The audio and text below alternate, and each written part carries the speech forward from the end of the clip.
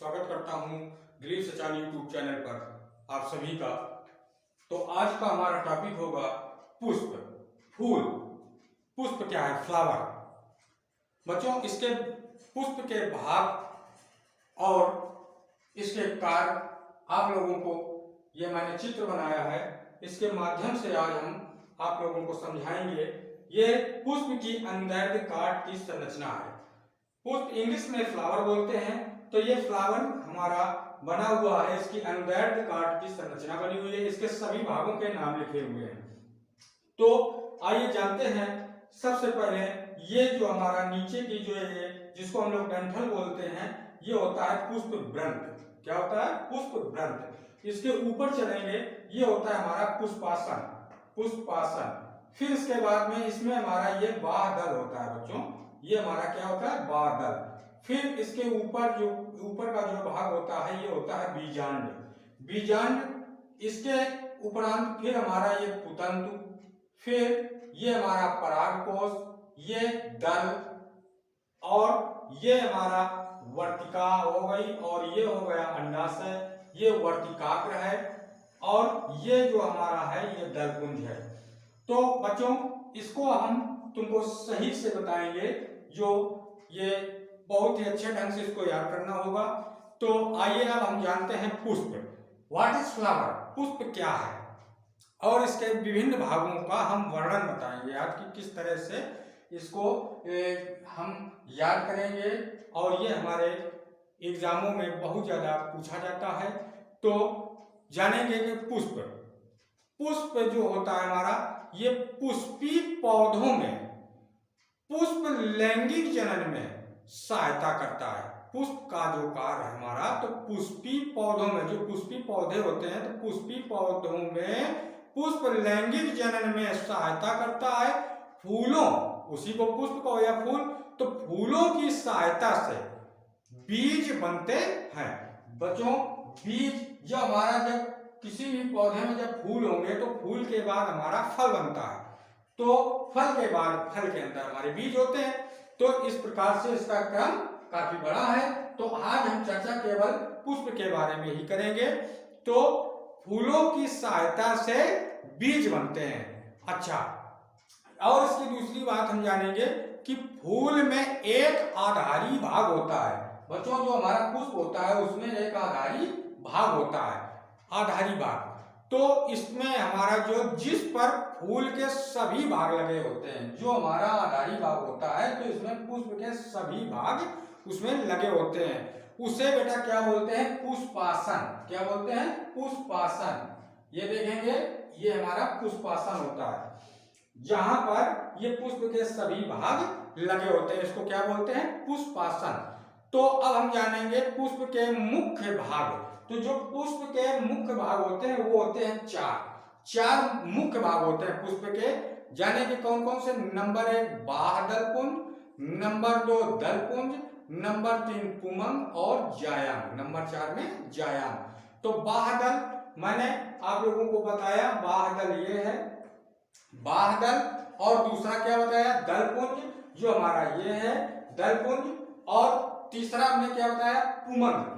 पुमंग बेटा हमारा ये होता है, जो हमारा पुरुष लिंग होता है, मतलब इसको हम पुंकेसर भी कहते हैं। और चौथा जो होता है ये हमारा जायांग होता है, स्त्री केसर वाला भाग। स्त्री केसर का ये मादा भाग होता है, ये स्त्री केसर का जायांग। ये हमारे 4 भाग होते हैं। तो इन चारों भागों को आज हम बताएंगे, इन चारों भागों के बारे में आज हम बताएंगे तुमको। तो जानते हैं बाह्यदल पुंज क्या होता है?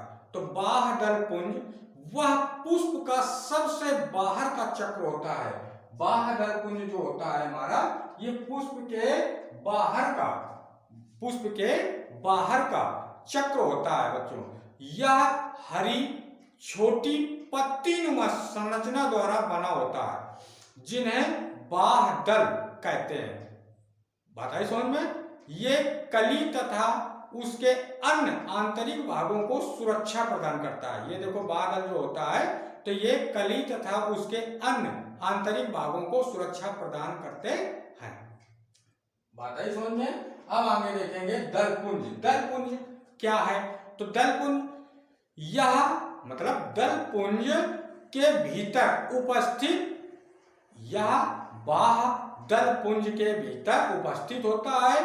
इसमें प्रायः 2 से 6 दल मतलब पेटल्स, इसमें 2 से 6 दल द्वारा ये बने होते हैं। ये रंगीन होते हैं तथा इनके मुख्य कार्य, जो हमारा दलपुंज होता है इसका मुख्य कार्य क्या होता है बच्चों? परागकण के लिए कीटों को आकर्षित करने का कार्य होता है। दलपुंज का क्या कार्य होता है? परागकण के लिए कीटों को आकर्षित करने का कार्य ये हमारा दलपुंज करता है। अब बात आई हमारी पुमंग की। तो पुमंग देखिए, पुमंग जो होता है ये हमारा, ये वर्तिकाग्र, वर्तिका और अंडाशय ये मिल करके, ये भाग मिल करके हमारा स्त्री केसर मतलब जायांग बनाता है। क्या बनाता है? जायांग। तो जायांग की बात करेंगे तो यह पुष्प का वास्तविक मादा भाग होता है। मैंने बताया ये स्त्री केसर है, ये पुष्प का वास्तविक मादा भाग होता है। और ये जो होता है हमारा पुंकेसर, ये नर भाग होता है।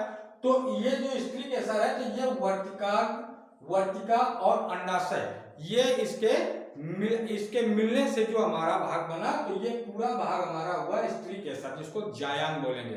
तो जायांग को समझेंगे, यह पुष्प का वास्तविक मादा भाग होता है। यह पुष्प का भीतरी और चौथा चक्र होता है बच्चों। यह पुष्प का भीतरी और कौन सा चक्र? चौथा चक्र होता है। अच्छा, तथा यह अंडकों से बना होता है। किससे बना होता है? अंडकों से। और अंडक के 3 भाग होते हैं। अंडक के कितने भाग होते हैं? मैंने बताया ये सब मिलकर के बनते हैं। अंडक के कितने भाग होते हैं? 3, वर्तिकाग्र, वर्तिका और अंडाशय। ये तीनों भाग मिलकर के किस भाग का निर्माण करते हैं?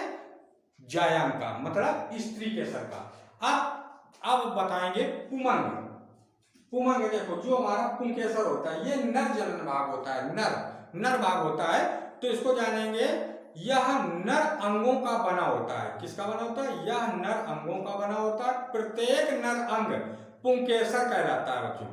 क्या कहलाता है? प्रत्येक नर अंग पुंकेसर कहलाता है। अच्छा, पुंकेसर परागकोश तथा पुतंतु द्वारा, मैंने बताया परागकोश पुतंतु, जो हमारा परागकोश और पुतंतु होता है इनके द्वारा मिलकर बना होता है। तो परागकोश में परागकण होते हैं। जो हमारा परागकोश होता है इसमें परागकण होते हैं।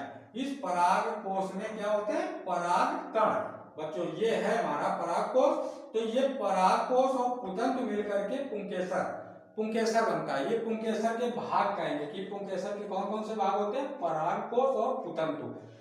और स्त्री केसर के भाग वर्तिकाग्र और वर्तिका अंडाशय। ये स्त्री मादा भाग है और ये नर भाग होता है। तो बच्चों आज के वीडियो में इतना मैंने आप लोगों को बताया। अगर जो वीडियो समझ में आया हो और ये बहुत ही महत्वपूर्ण प्रश्न के जवाब इसमें मिलेंगे। जो वीडियो में अगर समझ में ना आया हो तो हमारे कमेंट्स के माध्यम से आप हमसे पूछ सकते हैं। और वीडियो अच्छा लगा हो तो चैनल को लाइक शेयर सब्सक्राइब जरूर करें। ओके, थैंक्स बच्चों।